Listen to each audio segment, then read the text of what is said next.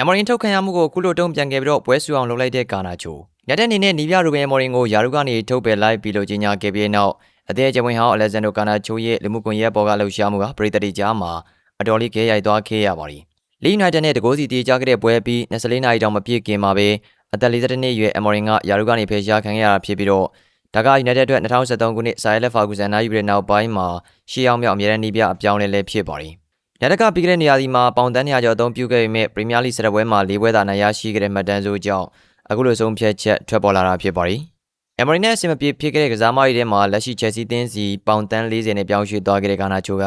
အထင်ရှားဆုံးဖြစ်ပါတယ်။ကာနာချိုက United မှာရှိစဉ်အတွင်းမှာသူ့ရဲ့ကစားကွက်မှာနေရာပေးပုံနဲ့ပတ်သက်ပြီးတော့Amorin နဲ့သဘောထားကွဲလွဲမှုတွေရှိခဲ့တယ်လို့ပြီးတဲ့နှစ် Europa League ဘောလုံးပွဲမှာရန်ကုန်ထိုင်ခဲ့ရပြီးတဲ့နောက်ပိုင်းသူတို့ဆက်ဆံရေးကလုံးဝပြပြသွားခဲ့ရတာဖြစ်ပါတယ်။ Amorin ကကာနာချိုကိုအသင်းသေးရှာတွေးဖို့သာဆူတောင်းနေလိုက်တော့လို့ပြောခဲ့မှုတွေဆိုတဲ့သတင်းတွေကလည်းထွက်ပေါ်လာခဲ့တာပါ။အခုကမှတော့ Amorin ထုတ်ပယ်ခံရတဲ့သတင်းကိုဖော်ပြထားတဲ့ Fabrizio Romano ရဲ့ post ကိုကာနာချိုကလိုက်ပေးခဲ့တာကြောင့်သူတို့ကြားရန်ညိုးကဘလောက်ထိကြီးမားသလဲဆိုတာကိုသက်သေပြလိုက်တယ်လို့ဖြစ်ခဲ့ရပါတယ်။ဘောလုံးသမားတို့အနေနဲ့နီးပြအောင်တယောက်ရဲ့ကြာရှုံးမှုပေါ်မှာအခုလိုလူသိရှင်ကြားဝမ်းသာအားရပြသတာမျိုးကလည်းအသင်းရဲ့ပုံရိပ်ကိုရောသူ့ရဲ့ကိုယ်ပိုင်ပုံရိပ်ကိုပါထိခိုက်စေနိုင်လို့ဖြစ်ပါတယ်။တစ်ဖက်ကပြန်ကြည့်ရင်လည်းကာနာချိုကလူငယ်ကစားမလေးတူဖြစ်တာကြောင့်သူ့ရဲ့ခံစားချက်ကိုမထိန်ချုပ်နိုင်မနဲ့ပွင့်လင်းလင်းဖော်ပြလိုက်တာလည်းဖြစ်ပါတယ်။ကာနာချိုရဲ့လုပ်ရက်ကသူ့ရဲ့ Amorin ပေါ်မှာထားရှိတဲ့ပြင်းထန်တဲ့မုန်းတီးမှုကိုပေါ်လွင်စေတာဖြစ်ပါတယ်။လက်ကနေပေါင်တန်း40နဲ့ထွက်ခွာခဲ့တာက Amorin ကြောင့်လို့ကာနာချိုကယုံကြည်နေတာကြောင့်အခုလိုတုံ့ပြန်လိုက်တာဖြစ်နိုင်ပေမဲ့ဒါကဘောလုံးလောကမှာတော့ညှဉ်းပန်းဖွယ်ရာလုပ်ရတစ်ခုဖြစ်နေအောင်ပါပဲ။ရတဲ့နေနဲ့လည်းနီးပြနဲ့ကစားမကြားအခုလိုတင်းမာမှုတွေရှိနေခဲ့တာက